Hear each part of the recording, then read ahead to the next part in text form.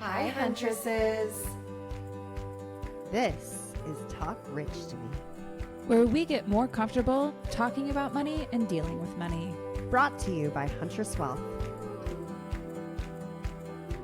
71% of women are investing, but only 1 in 6 feels confident about where she's headed. Huntress is the all-in-one financial app built to help you make a plan, get actionable steps, and build your wealth. Join the waitlist at huntresswealth.com and get good with money. Welcome to Talk Rich to Me. My friend Cat is here to join us, and she is the founder of Embodied Boss. And she's here to share a little bit with us about her story, but how would you start it off? I would love to just invite us to ground for 1 minute, gift everyone a nice little 1-minute practice. So if you're driving, keep driving and you can breathe with your eyes open, but inviting everyone in for, a moment to find their center. And we're going to breathe in for 5 counts through the nose, and then we're going to breathe out for 5 counts through the nose. So I'll count you in for the first one, and then we'll move from there. So breathing in, 2, 3, 4, 5, out, 2, 3, 4, 5. In,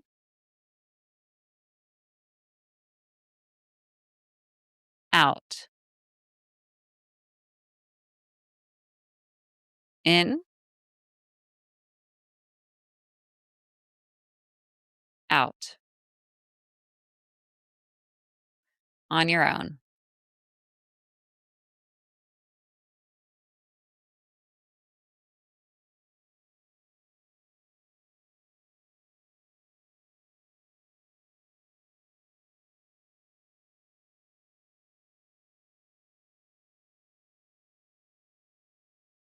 Halfway through.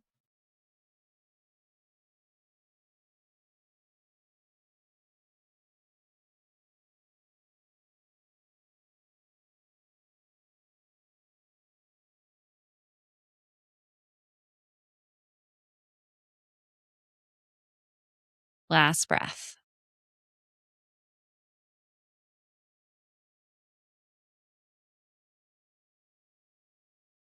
And coming back when you're ready. I always love the way she opens it up because that's the way she opens up her conversation. And I hope that you guys feel the tranquility that I always do when she does that. Thank you. She is the founder of Embodied Boss, which is all about being in tune with your feminine side. But this idea is a complete shift from what you used to do. And I think it'd be fascinating for people to learn more about you, your background, and how you came to be the founder of Embodied Boss. My background is I grew up in New York. My father was in advertising. My grandfather was in advertising. And it was something that I stayed away from for a very long time.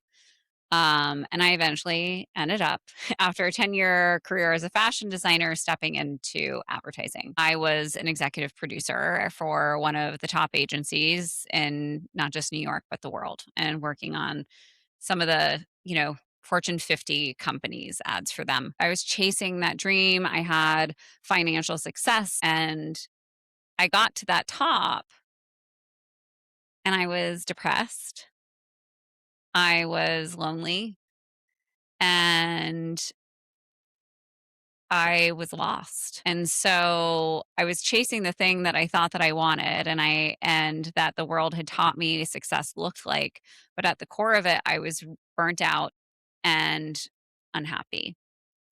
And I had to take a really good hard look at myself when I got there. I was dating an alcoholic. When we broke up, I got to really look at myself and go, how did I attract this into my life? Where was I that I allowed this to happen, that I drawed this in? That's when I found a gentleman online. His name is John Wineland, and he does what's called sexual polarity and embodiment work. And he talks about the masculine and feminine that lives in each of us. And I was reminded by that a therapist 10 years earlier had told me that I was very much in my masculine, my yang energy. And he was like, we got to balance you out. I didn't understand it at the time. But the way that John described it, and after this breakup, I said, well, something's got to shift in me. If I wanted to have partnership and joy in my life, something's got to shift in me. And through this discovery of what the feminine gets to be, which the gift of the feminine is to feel, it was that journey that started to bring me back into my body and back into connection and out of my doing mind, my pushing through mind, and really brought me into what is available to me at any moment. It brought me into presence. It brought me into pleasure and joy and connection with people. And it made me realize that I was really living a life that when I felt into it, I was very unhappy in. And I was at a point in my career where it's like, okay, well, if this is what success is, and this is what this feels like, I got all the things, I did all the things, but I'm unhappy, then I started to just question everything. What else can life be? And so that's really the beginning of my story. As you were going through this journey, did you continue to stay in the pathway of advertising? What was that Yeah. big pivot for you? When COVID hit and the world shut down, my apartment became like this chain that was weighing me down. And as I started to expand and explore myself more and more, I became more and more aware that the life and the city I was living in, I would leave my front door and I will have just done like a beautiful feminine practice. And then I step outside and all my armor has to go up because there's so much noise and there's so much energy coming at you. Once life started to come back online in New York, I took a look at my job and I said, can I be full-time remote? And they let me. So I sold my apartment. I lived nomadically for 9 months and I traveled around upstate New York. And then I went to Mexico City, Oaxaca, Costa Rica, and I had to come back to the States for work. And I knew that I couldn't keep going. And it was just the more that I got in tune with my body, the more I knew that I couldn't do this. But this journey of me going nomadic was like, I need to find my people. And I think what it really was as a single woman in my late 30s at the time, I had finally realized that what the world had told me was joy was not my joy. And I had to go on a deep search for what is my joy and who are my people, because New York wasn't my people anymore. I had changed. And so I also had to grieve the life that I thought I wanted. I wanted partnership and I wanted to have children and I had wanted to have the house and do all the things, but I couldn't control when that partner was going to enter my life. And rather than sit and wait for it, I got to rethink, what can life be for me? So what was the next step in the journey for Kat? So I came to Austin and I kind of fell in love and I went, this is cute. And then I left for like a week and came back and with the intention of staying for 6 weeks to test it out. And on day 3 of being here, I was laid off from my job at my agency that I had been with for over 8 years. And it was perfect.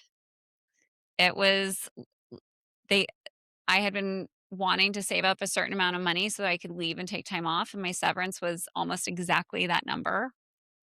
And it wasn't, my ego gets hurt because it wasn't on my terms.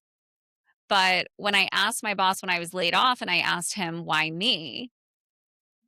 I was expecting him to say, well, you aren't in the office, you're nomadic. But what he said was, I heard you've been saying no a lot. And what I now know is that is actually severe burnout. My nervous system was at capacity. I literally could not take on anymore. I had been going for over 10 years as a producer, which is pretty much a 24/7 job. I needed a break. And so that was also a big part of my wake up call. And I didn't know what was next for me, but I did know that I wanted to understand somatic work more deeply. John had gifted me this beautiful soul awakening version, but now I wanted the science and the psychology. And so that's what I dove into. The nervous system ladder. That's something I've heard you refer to. Yeah. Can you explain what that is and how that pertains to your work? Yeah. So the nervous system ladder, like, is probably one of the first things I teach, either in my one-on-one clients or in my group program. And the nervous system ladder, the approach that we go with is really identifying what each stage feels like for you. So we have ventral vagal, which is like our safety connected state. And then we have sympathetic, it is fight or flight. And then we have dorsal, which is this collapse. So it might be that freeze. And so some people get stuck in certain stages. Like I said, fight or flight, that sympathetic was my home base. That was normal for me. So I didn't know really that there was something different. And the nervous system ladder, the way it functions is we go down it and then up it. We don't like jump around it. So if someone's in this dorsal collapse, they have to go back through sympathetic, which is the activation to get back to the top.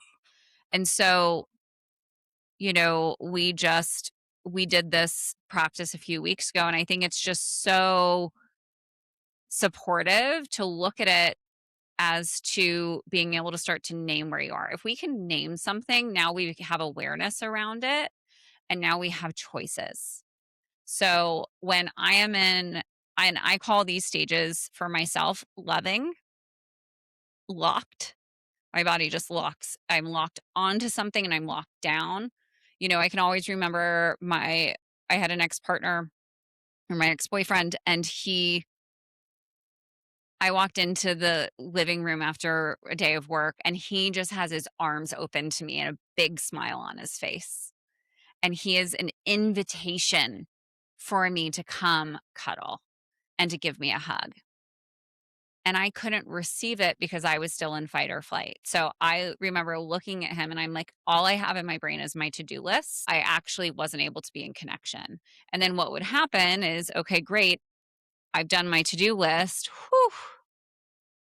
Now I collapse. And I used, wine to help numb, and like TV. And that's not necessarily actually giving us rest. It's just avoidance of my stress and anxiety, but it was just collapse. I couldn't do anything or didn't want to do anything. And then I would start the day again the next day. I would start in that, I'd have like 5 minutes of that safe and connected, brush my teeth, and then I would check my phone and go right into that activation. Everyone is looking to the leader to regulate their system. Should I be worried? And if you're worried, guess what? They go, oh, I feel that they're worried. So everyone then takes on that worry. So that's where leadership, to me, really understanding how you show up and what's going on underneath and how you react to the things in your world is a foundational part of leadership. And then once we know that, we now have choices. Totally. I'm just remembering when my boss used to come in the office and be like, oh, he's in a mood today. Don't talk to him. Exactly. You know what I mean? Like, he's in a mood. Yeah. Yeah. Dysregulated. Yeah. Oh, okay, great. Now, how are we moving around him? How are we adjusting? Are we going to go to them for help? No, we're not going to go to them for help. You're not even going to you want him to shut that door. Yeah. Shut the door. Get away. Right. Don't listen to us. Yeah. Yeah. But and then that impacts your work for the day. That impacts your capacity. 100%. So then everyone would be like, oh crap, we're going to get a shit ton of emails today. Yeah. Like, yeah. Be ready for some feedback. Exactly. So how do we as leaders learn to take care of ourselves so that we can show up for our team so our team can function? But you said something before that, which is about saying, like, I can do anything a man can do. Yeah, and I can do it better. My mom's told me that my whole life. Do it life. better. Women can do anything men can do. We've proven that, right? And I think like that's actually part of why I've created the Embodied Boss, is because the feminist movement brought women into the workplace, but not as women. As women, proving that we could be just like men. We were not welcomed in. They did not want us there. So we had to prove it.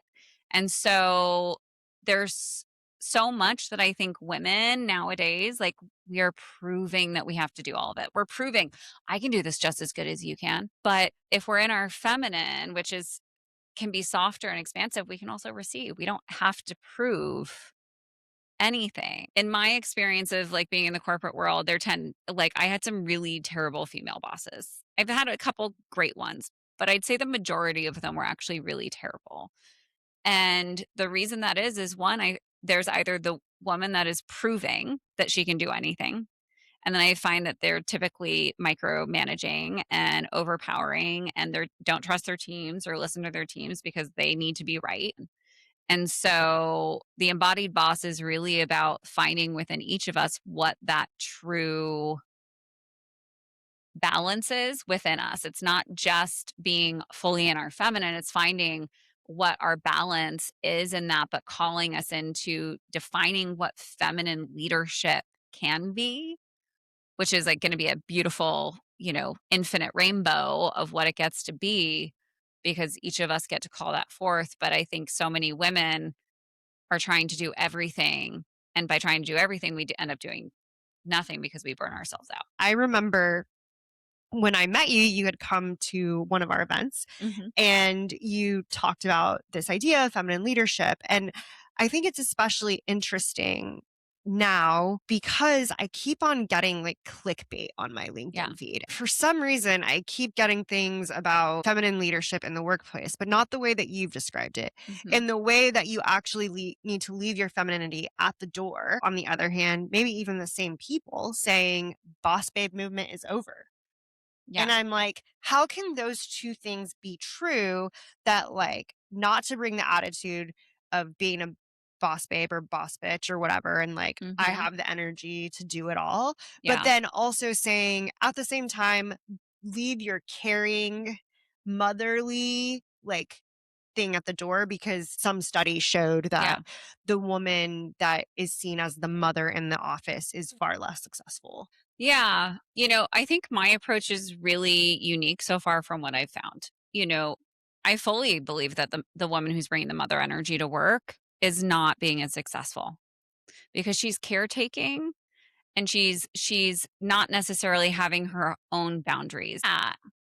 But the person that's going to be much more successful as a leader is the person that has their own self boundaries and calls forward actually the person on their team. And so how do we step into that and how do we call that person forward? But it doesn't mean that I leave my empathy at the door. I think the feminine is what is missing from the workplace. I think it is truly the gift that we need right now. It is the thing that we so desperately need right now in the world, especially with AI, especially with more of us working remotely. People are more lonely and isolated than they have ever been. And the gift of the feminine is to feel. But where we have to be careful is, what are my feelings and what are your feelings? And so can I feel and gift you empathy and let you feel safe and seen and supported? Can I not just look at you as an employee, but as a human being who, maybe you need some rest. Do you need to take a few days off so that you can show up better for me next week and actually get more work done? What would make you feel valued?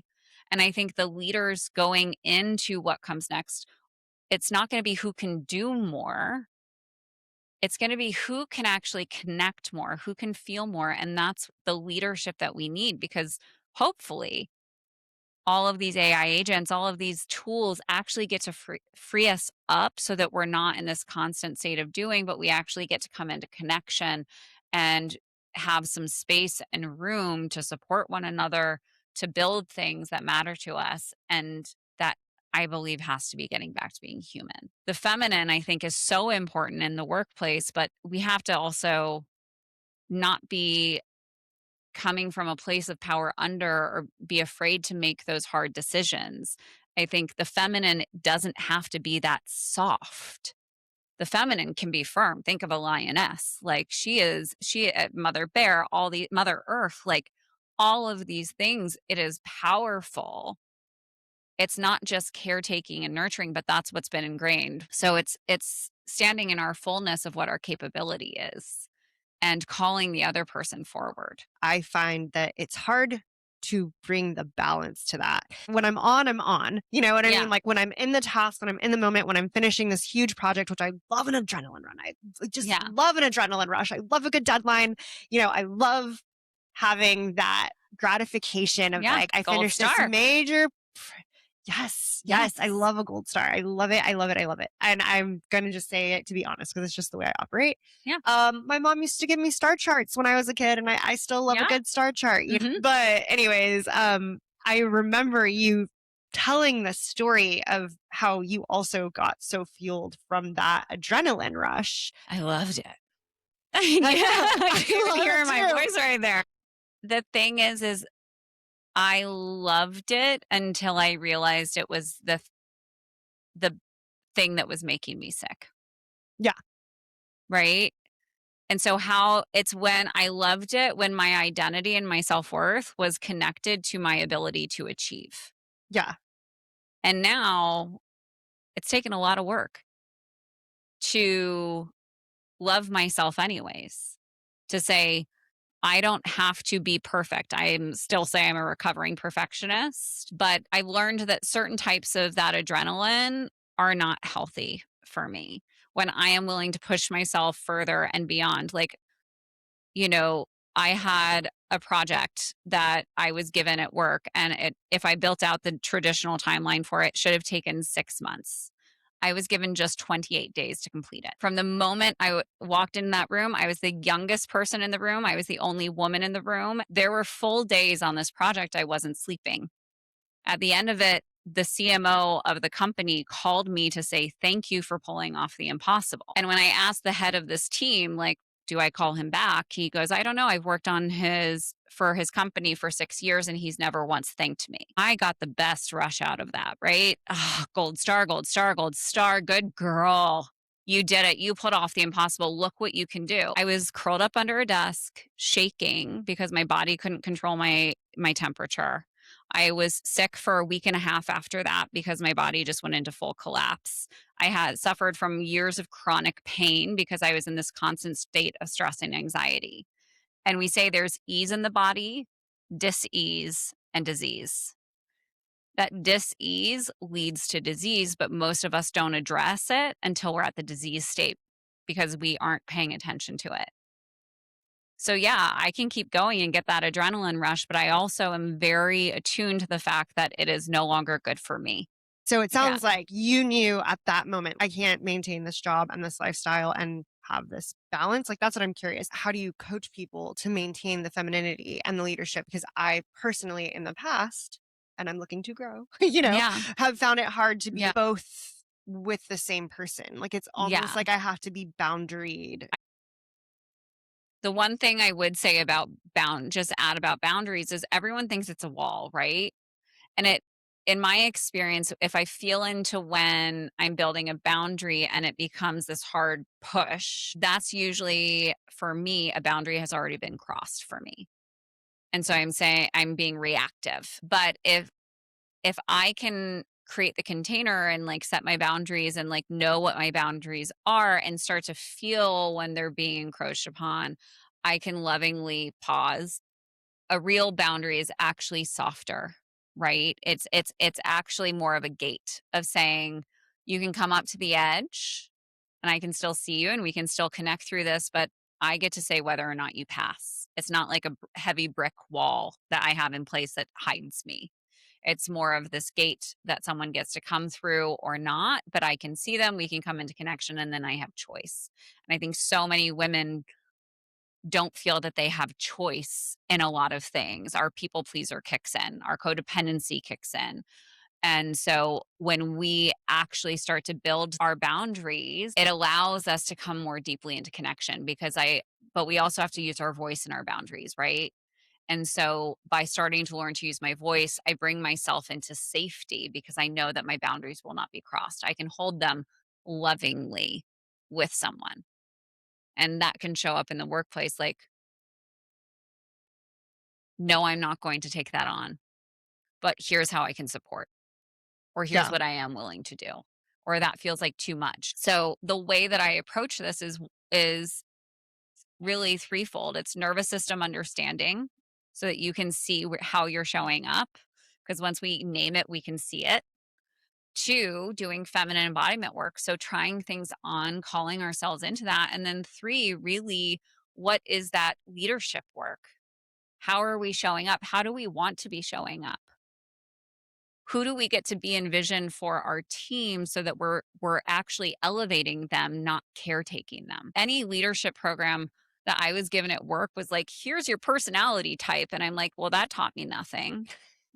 I know I'm DI. I disc one. don't even remember. I can see it like, visually on a I chart. know. You I'm just know? like, yes, I It's am like- both dominant and Yeah. like I like to talk to people. I forget what it was, but yeah. It's social, yeah. So it's like, but it's like, all right, well, what do I do with that? Like, but this is actually like, who do you get to be? It's bringing into your system. And so that's why my work, I call it the embodied boss, because it's about how do you embody this? Right. So and I work specifically focused with women because I want them to come into their fullness. And I don't know what that looks like for you or any other woman, but I get to help them find and define what it is for them so that when they walk in that room, they're also the grounded person and their nervous system is grounded and grounding everybody else because it has an impact on everyone in the room. So when we show up regulated, grounded, we can now think more clearly, respond more quickly. And also, if we're filling up and taking up that space, we're just naturally commanding respect rather than walking in going, I'm going to prove that you should respect me. If I just walk in grounded and filled up to my edges, really taking up the space that is within myself, then people will see me. But so many women, it's my experience that they're taught to shrink. They're taught to be small 100%. and inconvenienced. And that's where the empathy, connection, attunement of the feminine, I think, is really what's going to lead us into this. And it can start just in talking with our neighbors. It can be and I think it starts with feminine leadership at work.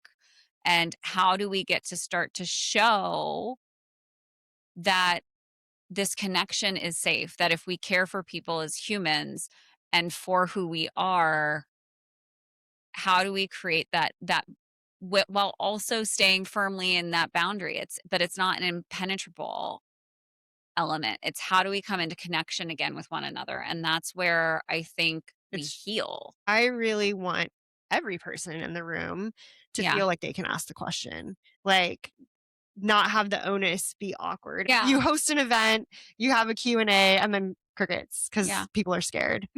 I want people to feel like they can take space and that their question is worthy. I always tell people I can guarantee you that someone else in the room has a similar question. Our thoughts aren't 1,000% unique, right? So by raising your hand and asking the question, maybe it gives someone else an opportunity. But sometimes also, if no one's raising their hand, as I am also usually that person that's the first to raise their hand and is like, okay, I'll go, I'll fill the space. But what if we've been trained also to be so uncomfortable with quiet space? Right. So there's also that standing back that we get to allow, taking time to let things get uncomfortable. We're like all so quick to fill, to make sure that we're entertained, that we don't take a minute, that we say the right answer right away. And it's like, well, we get to slow down a little bit. And so I want to invite all of us as women to like, let ourselves have a freaking minute, to let it go slower, to actually feel in our body. Because by trying to move so fast, what we didn't touch on is I'm a somatic coach. It's body based.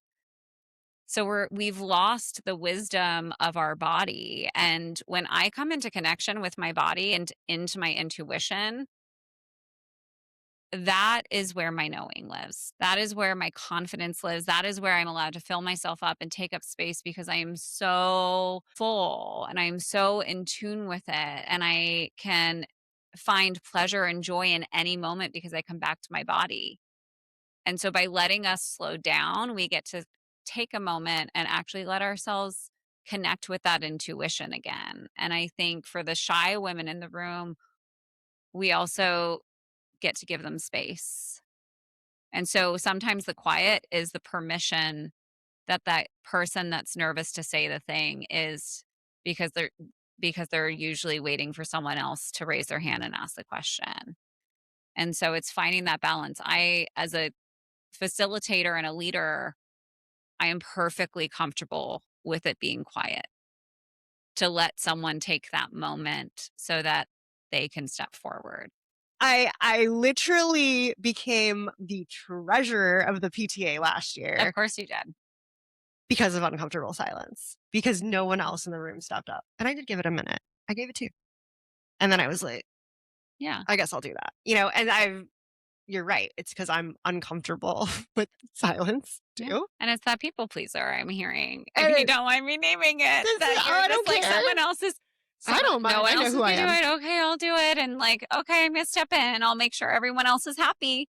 That that's the kids are taken care of, and I'll do it. Yeah. I'll do it. Yeah. Right? How many?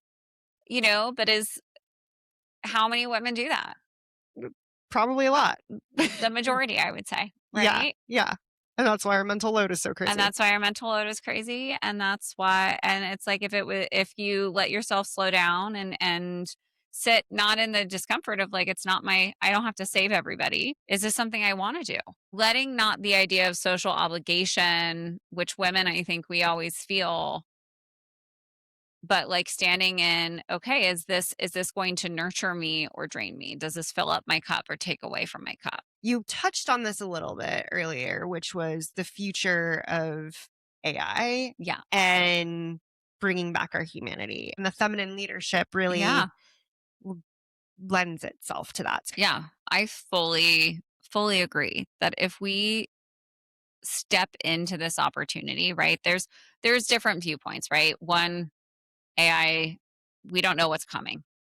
But I do think that if we choose into it, that we can create AI employees to support us, to help us in our jobs. The goal is not that AI employees are now going to replace us. We still need to manage these things. We need to turn on our brains. We need to turn on our intuition to say, that data is not right and let me follow it. Or how do I bring these pieces together? And so what this gets to do is actually give us more time back so that we can start to slow down, so that we can start to listen to our bodies, so we can listen to that intuition, and hopefully also come back into connection. So as a leader, now maybe I get to actually truly lead the humans through this, right? And come into connection with them. And that's where I think the feminine, that empathy, that attunement to others is going to be such a gift. That is the thing that we are all so desperate for. Yeah. We all just want to feel safe and seen. And like that's at the core of, I feel, what most people want in the workplace. I want to feel safe and I want to feel seen. It's not talking to ChatGPT. It's not talking to a droid on ChatGPT, but maybe talking to a human, but how do we start to come back into connection? And that is going to be, I think, the most beautiful gift that can come out of this if we choose into it. The Joaquin Phoenix movie has never been so real in my life. Which Joaquin Phoenix? Where he falls in love with Siri? Oh, her. Yes. Sorry. I haven't seen that since it came out, so I'm not quite sure. It's old. It's old, yeah. Yeah, but it's very real now. I'm just thinking about all my friends that use ChatGPT as their therapist, literally. And it has a persona. They think it has a persona, which Stephanie constantly reminds me it's not. It's not. It's genuinely made to yes you. It is made to make you think that you are fantastic because people want to be people pleased, right? No one wants to be wrong.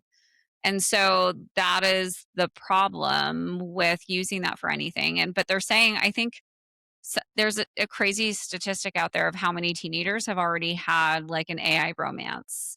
And Yeah, it's terrifying to me. It's terrifying to me.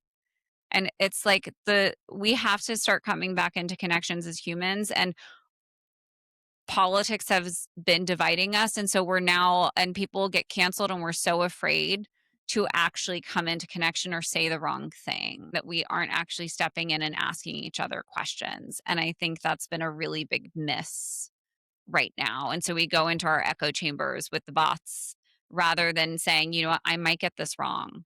And so that's something else we have to learn is repair. And that's something that I teach as well, is how do we repair when we get it wrong, because we are human. But we can't be so afraid of getting it wrong that we stop connecting. What is your single piece of advice to all the huntresses out there? My single piece of advice to all the huntresses out there is to figure out who the F you are and cultivate that as deeply as you can so that you know that center to keep coming back to. The last thing is, what does rich mean to you? What rich means to me is having spaciousness in my day. It means supporting others, and it means being joyful. Thank you, Kat, for your time today. We really enjoyed having you on the pod. Thank you for having me. And find Kat at embodiedboss.com. Yep. For more. Bye. Bye. If you enjoyed this episode of Talk Rich to Me, you'll love the Huntress Wealth app, where you can get more comfortable with money, make a financial plan, and make your money move. Sign up now at huntresswealth.com.